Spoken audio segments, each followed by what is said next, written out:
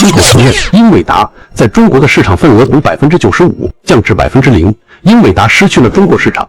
有网友说，英伟达就像当年的谷歌一样，走的时候很高傲，但是要想再回来，可就不那么容易了。任何人不要太高估了自己，离了谁，地球都能转。也有人说，英伟达退出了中国市场，中国依然不缺显卡，并说明国产显卡已经上来了。离开英伟达显卡，中国照样前进。看情况，大家对此都抱有乐观的看法。但是事实真的是这样吗？首先，咱们得先弄明白这个0%到底是个啥意思。我告诉你，这个0%是个合规口径下的数字，说白了，就是在美国政府画的条条框框里，英伟达能光明正大卖给中国客户的芯片基本归零了。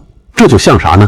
就像一条大路，美国政府设了路障，不让英伟达的卡车开过来了。从2022年开始，禁人100、H100，到后来连特供的阉割版 A800、H800 也禁，再到最近连阉割再阉割的 H20 芯片，想出口也得经过层层审批，比上天还难。所以老黄说的这个零，是在跟美国政策制定者喊话呢。你看看，按你们的规矩来，我在中国市场可是1分钱都赚不到了。这是一种商业上的抱怨，更是一种政治上的表态。不过路是堵了，但据说收货就没停过，还是有一些 H20 芯片进来了。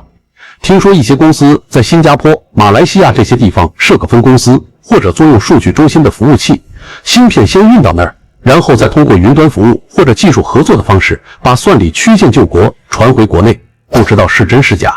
要是这是真的，真正得利的是谁？是肥了一帮国际倒爷和中间商。举个例子，一块 H100 芯片在美国卖 2.5 万美元，可一旦转了弯，价格能给你炒到9万美元以上，翻了3倍还多。这多出来的钱都进了中间商的口袋，英伟达自己一分没捞着，结果就是英伟达丢了市场，失去了定价权。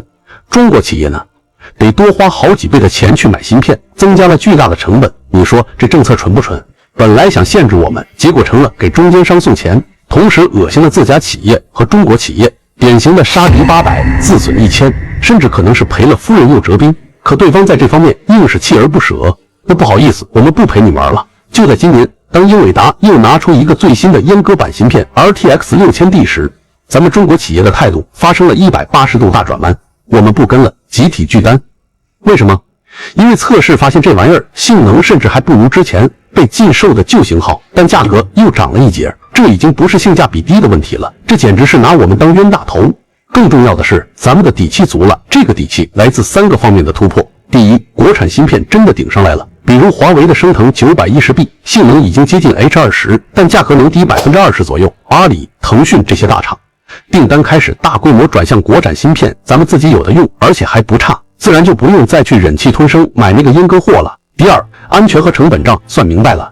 一方面，对英伟达芯片可能存在安全后门的担忧，另一方面，用国产芯片没有突然被断供的风险，也不用变相交一笔高昂的技术税，这账怎么算都是国产的划算。第三，也是最根本的生态在建立。以前大家离不开英伟达，很大程度上是离不开它。那个 CUDA 的软件生态系统，全世界开发者都用惯了，但现在像华为的生思 Mindspoke 这样的国产框架，也吸引了数百万开发者。国内1半以上的大模型都在国产平台上跑起来了，这就意味着英伟达的生态护城河被我们撕开了一个大口子。所以大家看到没？从最初的无赖囤货到今天的主动拒绝，这绝不仅仅是一个商业选择，这是一次彻底的战略转变。它传递的信号极其清晰。你想通过挤牙膏似的阉割策略，既赚钱又拖慢我们的发展节奏，对不起，这套玩法我们不再奉陪了。我们有能力，也有决心走自己的路。这盘阉割棋，英伟达和美国以为能拿捏我们，结果反而加速了我们的技术、自立和生态崛起，逼得我们提前脱钩了他们的节奏。这正应了老黄自己那句有点无奈的大实话：伤害中国的事，往往可能更严重的伤害他们自己，失去中国这个全球最大的市场之一和 AI 人才。长期来看，是谁的损失更大，还真不好说。黄仁勋他自己在不同场合都说过好几次，全世界大概1半的 AI 开发者都在中国。大家仔细品品这句话，芯片他们可以卡脖子不卖，制造设备他们可以设限，但人的脑子、人的创造力是你能用一纸禁令关掉的吗？你关不掉。这恰恰就点破了美国那种封锁策略最无解、最致命的一个漏洞。咱们这个人才的家底实在是太厚实了，这可不是我在这儿吹牛。有权威智库的报告显示，从人才培养的根子上说，咱们中国的高校现在每年培养的顶尖 AI 人才几乎占了全球的1半。这个比例这几年还在快速往上窜，这意味着什么？意味着每年都有成千上万受过顶尖教育的工程师、科学家从清华、北大、上交大这些名校毕业，像新鲜血液一样源源不断地涌进我们的 AI 产业。他们构成了一个巨大的人才蓄水池，这就是咱们发展的原动力。而且你会发现一个特别好的趋势，早些年可能很多顶尖人才选择出国深造，然后留在海外，但现在不一样了，越来越多的 AI 博士、优秀的科研人员更愿意留在国内的顶尖实验室，或者华为、百度、腾讯这样的龙头企业。同时，咱们的中国公司也更有吸引力了，能用世界级的课题和科研环境，把全球的顶尖专家，不管是不是华裔，都吸引过来一起搞研究。这就形成了一个良性的人才环流，而不是单向流失。光有人才数量还不行，得有一个能让人才发挥作用，把好点子变成现实的大舞台。这就是我要说的第二点，咱们的创新生态真的火起来了。我举个最近的例子，深圳那个湾新展芯片行业的盛会，3天时间去了超过11万人参展企业，发布了快2500种新产品，那种热火朝天的场面，你都能感觉到那种创新的脉搏在砰砰跳。这背后是整个产业链在一起发力。更让我觉得提气的是在 EDA 工具上的突破。